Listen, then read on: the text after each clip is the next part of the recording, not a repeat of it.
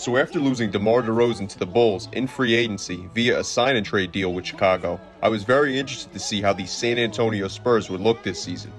Looking at their record, you wouldn't think this team is anything special. But today, I want to talk about why this team actually is special and why other teams in the league need to keep their eye out for them very soon. What's up guys, SCJ here, and if you enjoyed today's video, then make sure to give it a like as it helps out a lot, and if you're new to the channel and or enjoy the NBA, then make sure to hit that subscribe button and notification bell.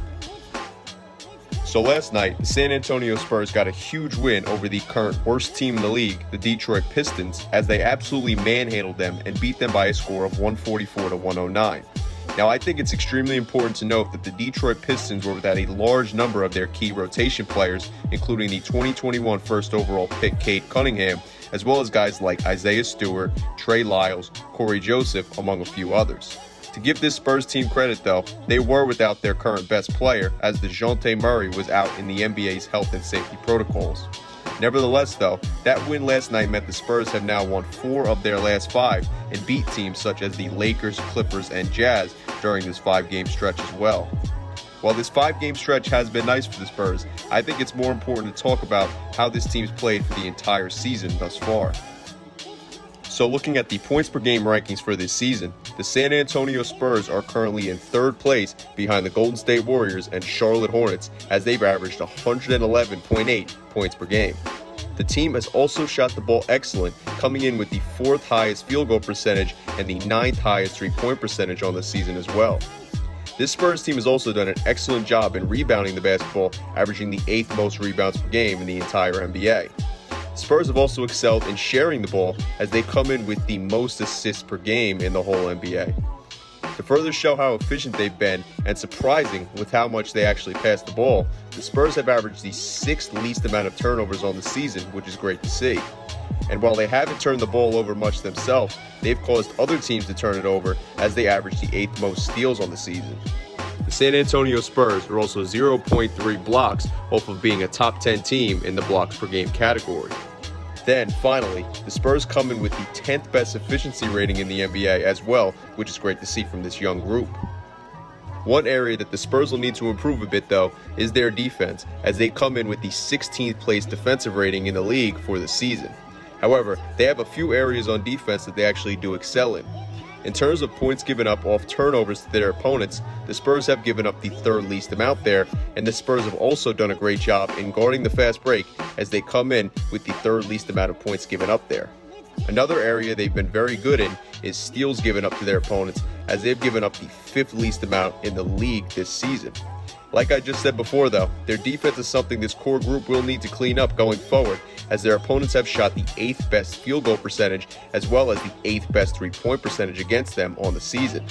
Their opponents have also gotten the 9th most rebounds against the Spurs also, and the Spurs have given up the 8th most points per game to their opponents this season. Back on a positive note for the Spurs, though, the individual play from their players is exactly why this team has a chance to be scary in the coming future.